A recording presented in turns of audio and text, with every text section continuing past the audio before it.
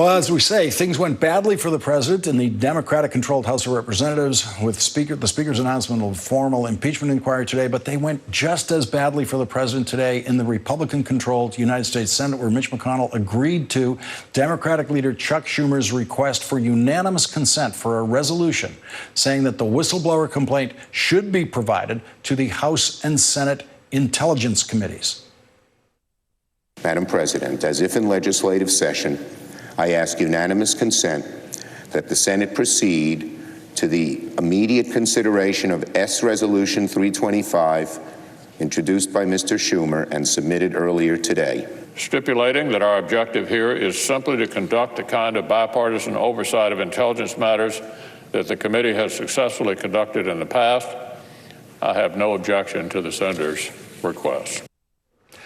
Joining our discussion now is Senator Kamala Harris. She is a member of both the Senate Judiciary Committee and the Senate Intelligence Committee. She's also now a Democratic candidate for president. Senator, thank you very much for joining us tonight. Please explain to us what Mitch McConnell was up to there today, actually agreeing to unanimous consent with Chuck Schumer. Well, Lawrence, as you said, I serve on the Senate Intelligence Committee, and I must tell you, there is something special, actually, about that committee in that specifically no televisions, no reporters, no cell phones.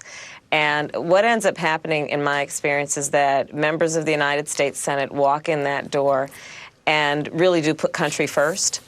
And understand, for the most part, what we all should appreciate, which is that on matters of national security, the approach should not even be bipartisan, it should be nonpartisan. And I'd like to believe that that is what motivated Mitch McConnell. But I think ultimately it is because at least the members of the Senate Intelligence Committee thus far have conducted themselves in a way that recognizes that we need to get to the bottom of something like this. This is literally a matter of national security. Now, if the Inspector General's report is delivered directly to your committee, both of the intelligence committees, does that mean that those committees must hold that report and it cannot be made public because it's in the custody of the intelligence committees?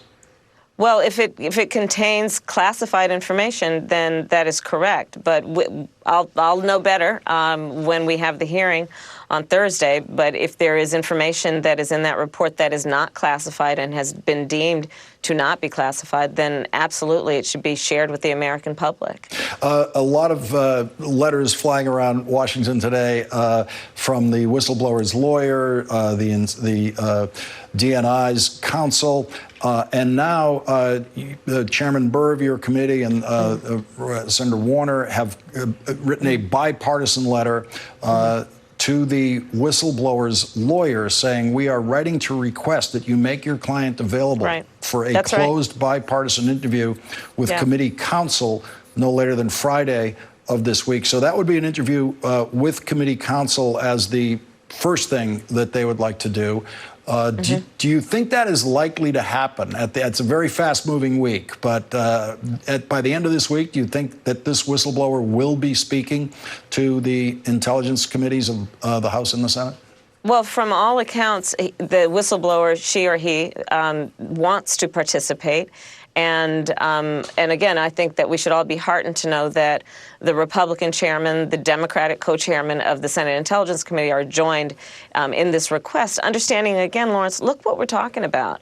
The President of the United States has confessed that he is attempting to collude with a foreign government to yet again manipulate the elections process of our country, and in particular the election of who will be the next president of the United States. And, you know, I'll tell you, Donald Trump is probably the least patriotic of any president we've ever had. And there should be, and I'm very heartened to see that there is a bipartisan approach to this issue, an issue of concern, and frankly, an issue of outrage, which is the President of the United States engaging in this kind of conduct. Clearly, Donald Trump does not understand that his responsibility as president is also as commander-in-chief. But repeatedly, we have seen Donald Trump as a so-called commander-in-chief, because I don't think he really fully understands the job. He takes the the word of the Russian president over the word of the American intelligence community. He takes the word of a North Korean dictator over the word of the American intelligence community. He takes the word of a Saudi prince over the word of the American intelligence community. And I'm, again, heartened to see that leaders in the United States Senate who serve on the Senate Intelligence Committee are approaching this with a bipartisan spirit, understanding, again, that fundamentally this is about America's national security.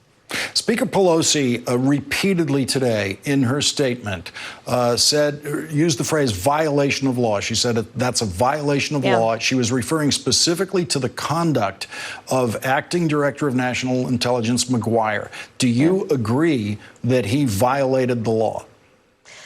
Well, what I do believe is that there are many members of this administration, starting with the president, who believes that he is above the law. And no one in our system of democracy and in our system of justice is above the law, including the president of the United States. And there must be accountability and consequence for behaviors that are clearly against the law. And that includes for the president. I applaud Speaker Pelosi for indicating today that impeachment proceedings will begin. The American people have a right to know that the branch of government that exists to put a check on an abuse of power by the executive, that the United States Congress, that we are prepared to take action to require accountability and consequence for the abuse of power by this president. What is the proper accountability for an acting director of national intelligence who refuses to comply with the law? It's not the president who's holding on to that Inspector General's report. It is Director McGuire who's holding on to it. Well, I'll know better after Thursday's hearing, but there is no question that the acting director is violating his responsibility to give account to the United States Congress. We have a very specific and important role of oversight. And any request made by the United States Congress, in particular the intelligence committees of the House or the Senate, must be complied with by the Director of National Intelligence. And again, we have yet another appointee of Donald Trump's who thinks that their power is greater than that of the United States Congress, and there should be consequence, and we'll see what that is. What would you say to not just this whistleblower who may be watching you right now, but any other possible whistleblowers who are watching the experience of this whistleblower? Should they be frightened by what's happening to this whistleblower, or encouraged at the light that is coming in the direction of this whistleblower? What I would say to them is that you are a true patriot, that you are demonstrating an extraordinary amount of courage to stand up for the integrity of our democracy, and that the United States Congress stands behind you and with you.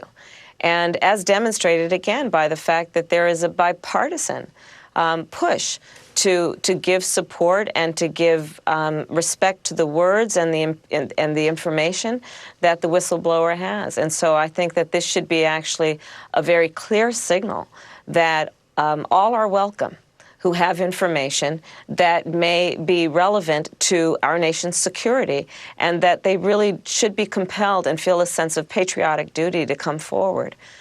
Because, of course, the stakes are very high when we are talking about the President of the United States colluding with a foreign government leader against our democracy. And Lawrence, I can't say it enough. Donald Trump doesn't understand. That's not his White House. It's our White House. It's the people's house. And any act that he takes that is against the interest of the people of the United States must be aired. There must be transparency around it, and he must be held accountable. There's a foreign policy issue at the base of this story that is getting largely ignored as we talk about the other elements of it. But what should be our policy toward Ukraine at this moment in their history? Well, there's a lot there. I mean, what we need to do is obviously, first of all, deal with the fact that the president should not be bargaining what otherwise would be aid in exchange for action that helps him politically. We should follow through with our commitment as a country to Ukraine around what they need in terms of humanitarian aid and assistance, what they need in terms of fighting for democracy and for the sovereignty that they deserve.